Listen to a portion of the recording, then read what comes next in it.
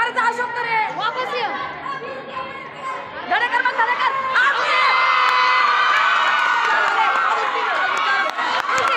शिवशक्ती ग्रुपने एकूण 4 खेळाडू बाद केलेले आहेत. 5 खेळाडू